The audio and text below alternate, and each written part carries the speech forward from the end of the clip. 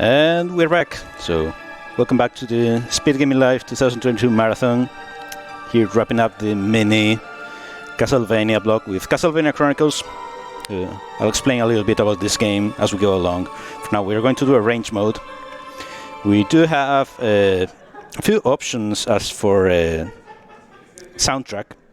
So we have 3 different soundtracks to choose from, and then there is the remake. I'm feeling SC55 today. Yeah, again, I'll explain it as I go along. Again, as usual, have to make our profile.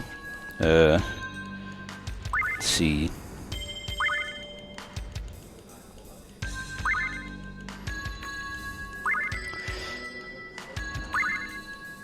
Alright, that's good.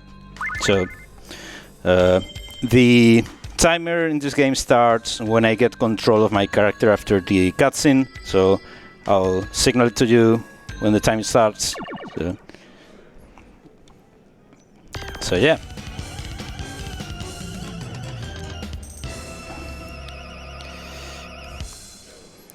And we go in 3, 2, 1, go. So, a bit of a history lesson. This game is a remake / port of a Castlevania game from 1993 that released only in Japan. So the original version of this game, Castlevania Chronicles, released in Japan for the Sharp X68000, everyone's favorite computer. So yeah, it's a pretty obscure game as Castlevania games go.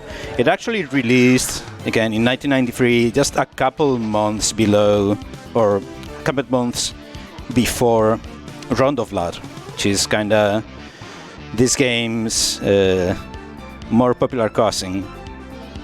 So, apparently Konami was on a mission to release Castlevania games for all kind of obscure Japanese computers. Even if you lived in Japan at the time, you likely didn't play this game because Sharp X68000, as far as I know, were worth like $3,000, or the equivalent of $3,000 back in the day. So yeah, it's kind of pricey.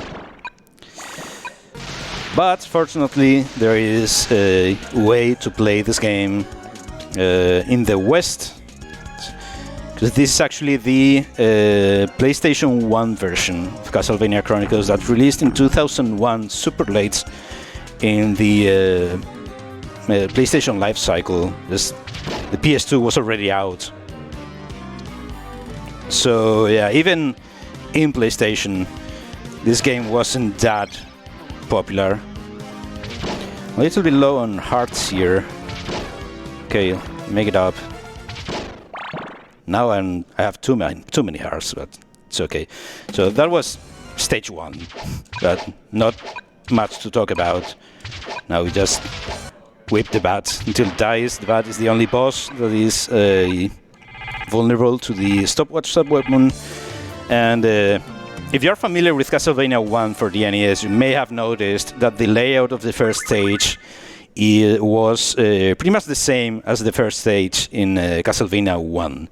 So this pretty much, or a bit like Super Castlevania 4, this game tells the same story as Castlevania 1. So we have Simon Belmonte here on a mission to evict Dracula from the castle. But it's not really a remake from Castlevania 1. As I mentioned, layout of the first stage, pretty much the same. But oh jeez. But now stages will be completely different. I mentioned to the music of this game, really like the music of this game.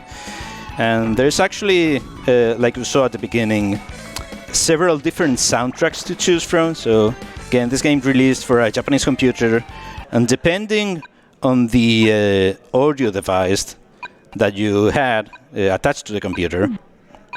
Pretty much nothing hit me there, but sometimes that happens in this game. Again there. Fortunately, enemies only do 1 point of damage in the first 2 stages, so even if I'm messing up, it's not a huge deal.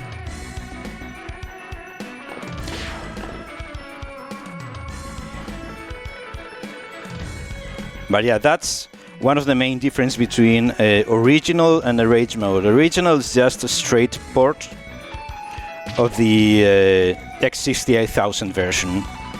And there are a few differences that make arrange mode a little bit easier. The most notable one is enemies do less damage. So the original version is notorious for its high damage values. So in original version, enemies in this stage would already be doing 3 points of damage per hit. The other major difference in arrange mode is that enemies don't do knockback when they hit you. So this section with the rising water would be really scary in original, because you pretty much get hit once and fall in the water and die. But in arrange mode, since enemies don't do any knockback, you can just sit there and relax if you want. Also, hardest boss in the franchise. Oops, missed a whip. Missed another one. Actually making it harder than it should be. So yeah, that's stage 2. From stage 3 onwards, in original mode, enemies would start doing 4 damage a hit. So that's what makes this game, especially on original mode, notoriously difficult. Enemies kill you really quickly. There's not as much of a problem with pits as in other Castlevania games. This game doesn't really abuse bottomless pits all that much. So we're going to see a stun here. As you see, I whip the enemy, and I have a few frames in which it cannot damage me, so I can just pass right through it. And if you remember Canaloop in the previous run, let's say flying enemies are the worst. So yeah, this is the first really annoying section of the game. That's a good drop. Invincibility potion. Oh, that's a horrible drop. Oh, jeez. So yeah, enemies can drop random stuff. Can drop random sub-weapons, can drop like invincibility potions, hearts, whatever. And yeah, in this stage I really wanted to keep the dagger for the boss, but we'll make do with the stopwatch, I guess. So yeah, in that section you can just to get through it. If you get hit a few times, doesn't matter, because they're sticking here. A lot more scary in original, because again, you would die in 4 hits, and I took 4 hits in that section. So yeah. Another thing I really like of this game is that it doesn't really reuse like many enemies or environments. This is the only screen in which these frogs appear. This is the only screen in which those birds appear, and also Mud Girl here. That's whoops, kinda gave her a hug there, but we won't see her again.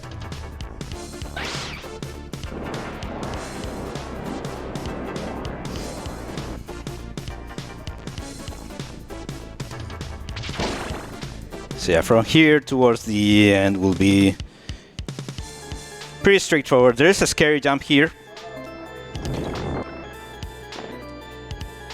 You can jump just as the platform rises, and you should be fine. Jumping, I'm gonna make use of the stopwatch here to just so that the skeletons don't bother me. So jumping is another important difference. So how jumping works between arranged and original. So in arranged mode, you have like a couple frames of leeway. So when you drop off a platform, arranged mode allows you to jump a little bit later. So this is what I wanted the dagger for. So this game, you usually just want to hit the the boss with the dagger again and again. The stopwatch does nothing. And now I'm kind of at the mercy of what he wants to do. He shoots these green projectiles that don't damage you. If he does this, he's invulnerable. That's kind of annoying. He can shoot daggers. There we go. That's the only way he can damage you besides the attack, where he turns invulnerable. And he also shoots like some green energy balls that actually take away hearts, not life. And if you don't have any hearts, it takes away your whip upgrades. So fortunately, I'm keeping my whip. So yeah, stage 4, time for some good old bloody tears.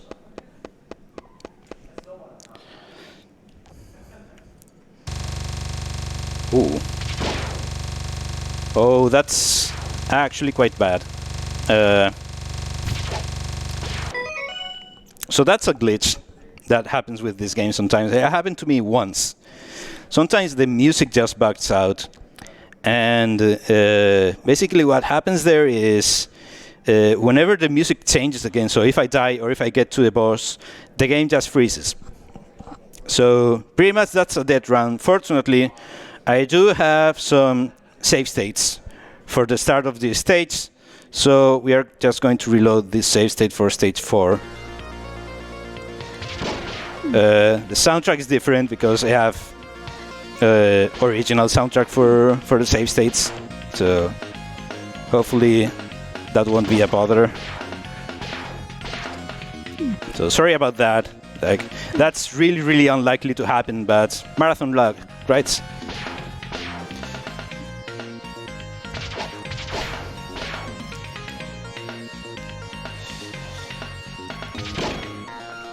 So yeah, we took some damage boosts. Again, that would be way scarier in original mode. In a rage mode, we still take just 2 damage per hit in this stage. We will start taking 3 damage per hit starting on the next stage and until the end of the game.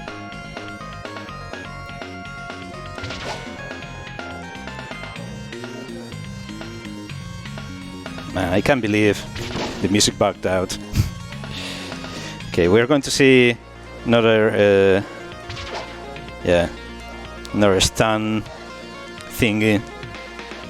And we are going to take the holy water here for the next boss.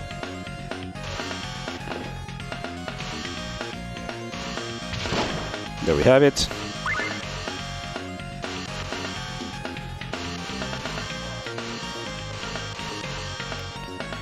And if I do this well, I can just ignore the enemies and won't take damage here from these strange thingies.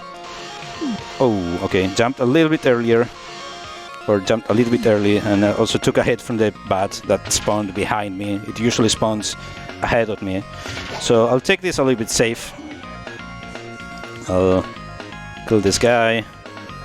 And I'll cheese this mini-boss. So what happens with this mini-boss is he tries to back away from you. So if you spawn him looking at the right, he just goes to the right side of the screen. Normally you would have to deal with it in this corridor, and usually you just damage boost through it. But I want to get my health. There's chicken here, and now we deal with Medusa, which it's weird how it works. Pretty much spam holy water and whip and hope she dies before you do. Which, I mean, it's not too big of an issue. You'll take 3 or 4 hits, sometimes even 5. But yeah, not too much of an issue in arrange mode. There are a couple differences in the Japanese version, especially with this boss Medusa and the magician in the last level. In the Japanese version, Medusa doesn't have invincibility frames, or they don't work properly. So you can stack up damage with the holy water much quicker. And the dagger and cross weapons actually have bigger hitboxes, which that makes especially useful for the magician boss. it's much easier to hit him. Okay, so this is the main difficulty spike, or where the difficulty just rises in the game. We are past the halfway point. Enemies now do 3 damage per hit, and the stages are a lot trickier. This is the clock tower. It's notoriously difficult, especially for one screen at the very end. So midway, halfway through the stage, I took a hit there. That's not ideal, but I can take some wall chicken later. So halfway through the stage, I want to take the dagger, or sorry, the cross, and I want to try to keep it until the end of the game. So, trying to avoid random drops and such.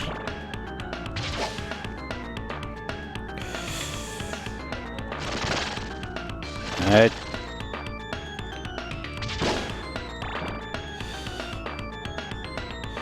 So here we get the cross. There we go. Get some ammo and prepare for the following screen, which again is notoriously difficult. The next screen and the boss as well.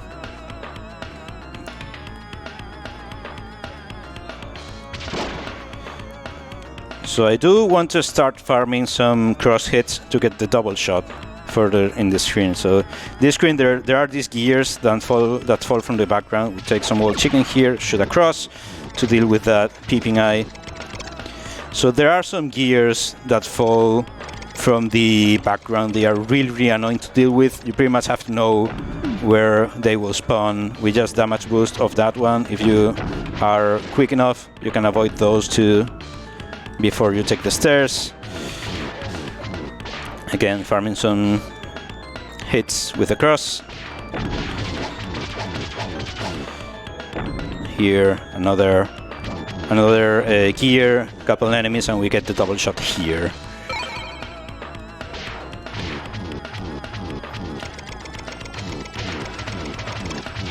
Until with the bone pillar. Fortunately, I do have more than enough hearts, and yeah, we have Wolf Girl here.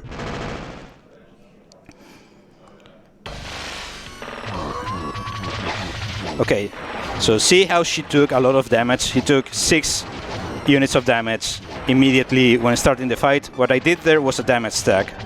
So I overlaid over her, so I shot 2 crosses and I whipped at the right time, so that right when she right when she was vulnerable, all 3 would connect at the same time, would count as a triple hit. That makes the fight a lot easier if you get it, because as you saw, she just jumps around, throws stuff at you. It's really annoying to deal with, and it's a notoriously difficult boss casually.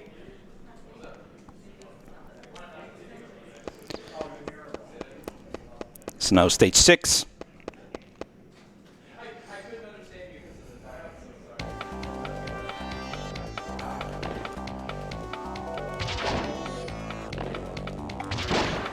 Yes. So this screen is not too much of a big deal. There is the first 3-tile gap here. That's a 3-tile jump. In original, those jumps are frame perfect, and that one's not required because you can just take the stairs instead. But there will be a required 3-tile jump later. In arranged, as I said before, you have a couple frames of leeway to jump after you've dropped off a platform. But still, you have to be careful with those jumps. And now to probably, yeah, definitely one of the worst screens in the game. So this is the Tower of Dolls. And pretty much everything is random here. So there are these clowns that walk around, sometimes jump. There are the balloons, the bats, and the dolls. The dolls, I don't want that. I grabbed that. I messed up there. Tried to jump over it, but I couldn't jump over it. So yeah, I'll have to take the cross in the next stage. Hopefully I'll be able to make it through this. But yeah, the dolls move randomly and actually try to avoid your attacks, your whip, like we see here.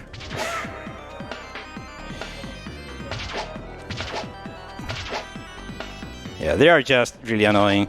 If you have the cross, you can try to take a lot of them out at the same time. You know, you kind of just have to be careful. Okay, that's a good drop. Alright, we lost the cross, which is really annoying. But it should be fine. Let's see if I get the backup boss strat. There's all these mirrors rolling around. There's some wall chicken here. I can actually, I guess, use the stopwatch. Oh. Yeah, it doesn't really work, does it? Okay, I'm gonna try to go for the backup strat in the boss.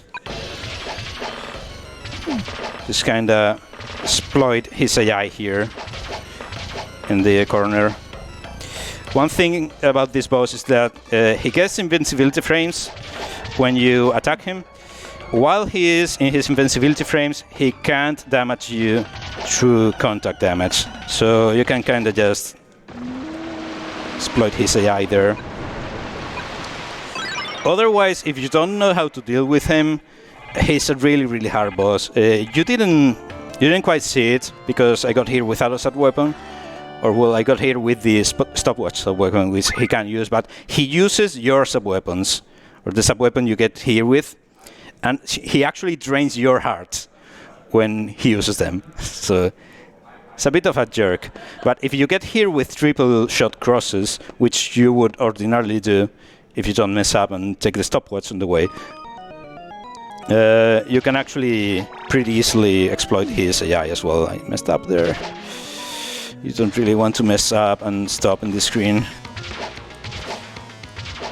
So this is the other level in the game which closely mimics the layout of a Castlevania 1 level. In this case, this mimics the layout of the 5th stage in Castlevania 1. This is the dungeons in the laboratory. Okay, I'm gonna try and stun this guy as well. Stun lock, pass right through him. That's good.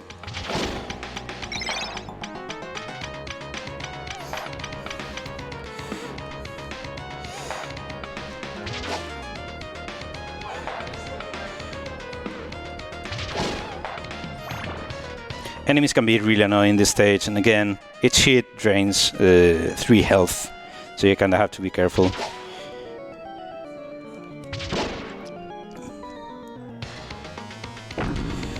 I'll take this save. I could go for some wall chicken here. If I don't take another hit, I think I'm fine without the wall chicken.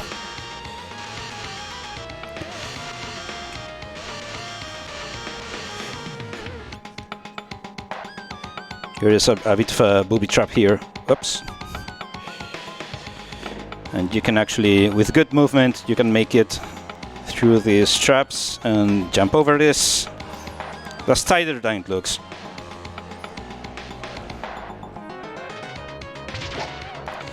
And you try to hit the feet of that axe guard. The shields of the axe guards are not for show in this game. They actually have... oh, that's not good. They actually have accurate hitboxes. So if you manage to hit an axe guard or an axe knight and hit him in the head or in his feet, you'll take him out in one hit. Okay, so there's Frankenstein. If I was better off on health, it would just damage boost off of it. Also, if I had the cross, I would damage boost off them. But I'll just wait for him to charge. And yeah, see ya. You can actually kill him, but it takes like over 20 hits. So it's not worth it.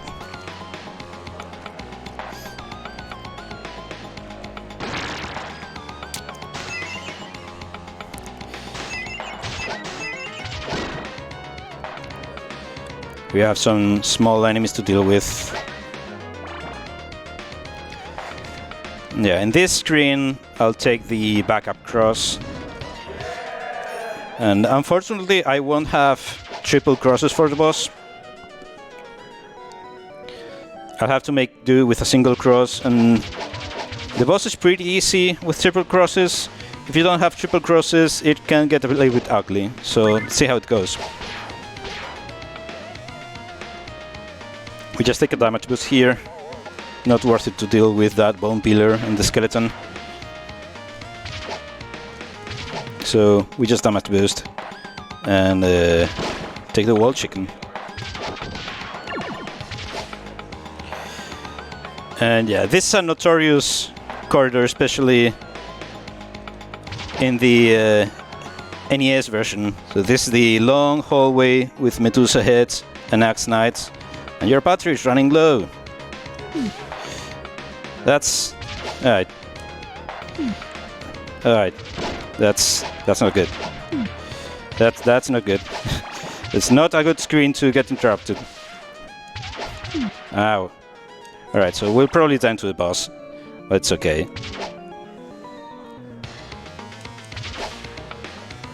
Man, getting sabotaged.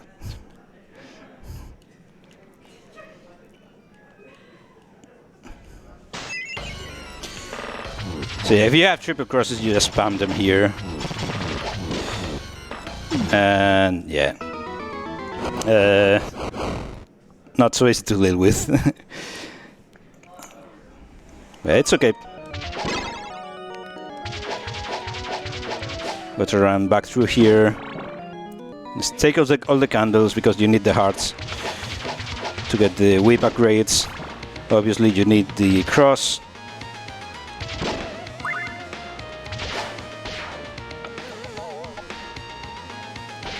Still take the boost. And you get the second whip upgrade when you have 8 hearts. So if you die there to the boss, you have to make sure to pick up that heart from the first candle before whipping the second one. So again, let's see if I can do this right now. So again, you want to try and whip those axe knights in the head.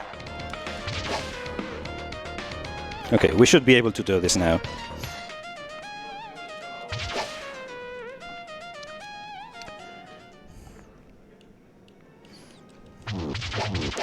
Yeah, would like the triple crosses, but we'll make do.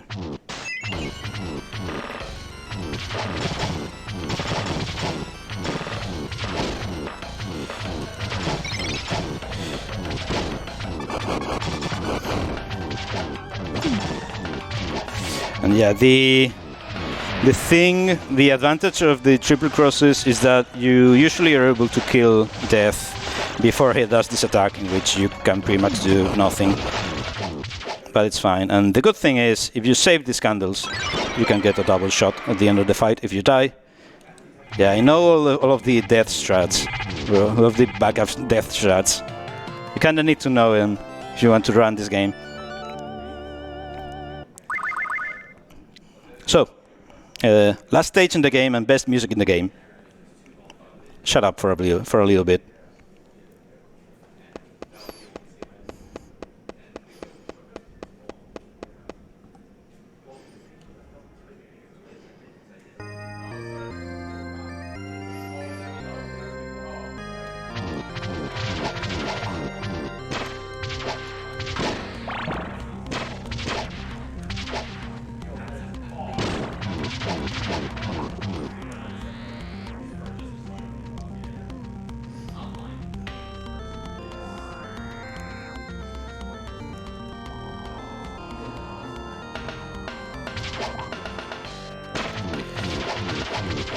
So yeah, the main gimmick or the main enemies in this first half of the stage are all of these armors.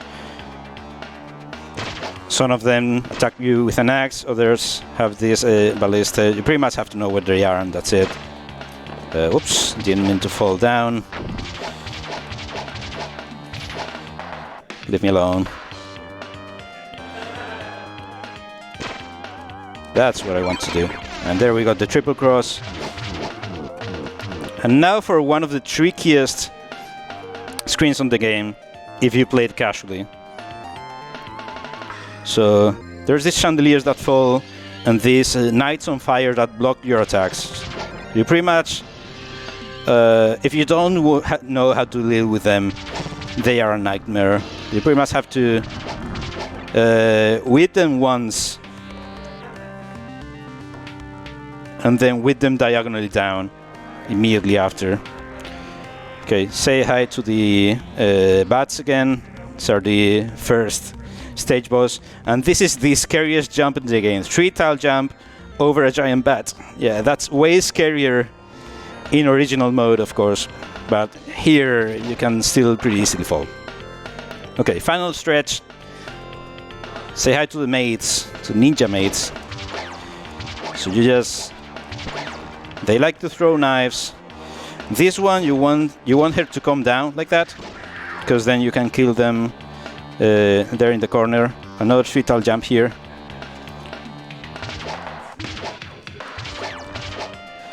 And now we have the demonic maids that throw homing blue balls at you. They behaved well. This stage went pretty well. Have triple crosses for Dracula full health. This should be fine.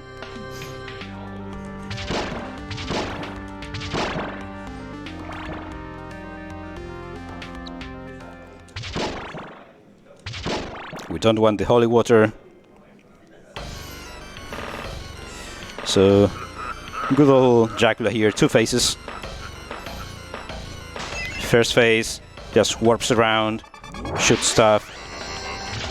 So, he shoots fireballs. I want to time my whips correctly so that I destroy the fireballs at the same time as I attack his head. There I kinda did it wrong, but shouldn't be a big deal.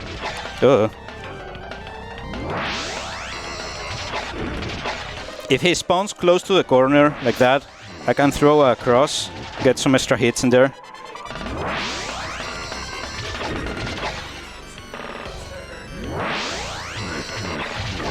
Alright. So phase 2. I want him to spawn as close to the right side as possible, like that. I just want to space my attack, spam crosses, stay as far away as from him as I can. And that's Dracula. So time is on the orb grab. And time.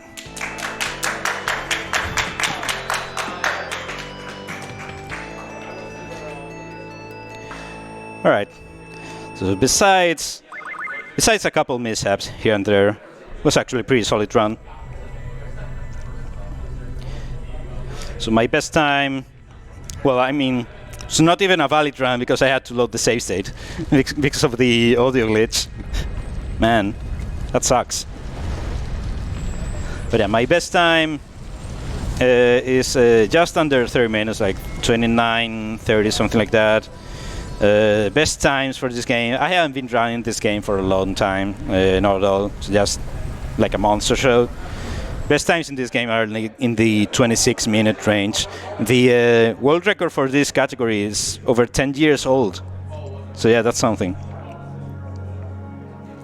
And then we see the castle crumbling and all is well in the world.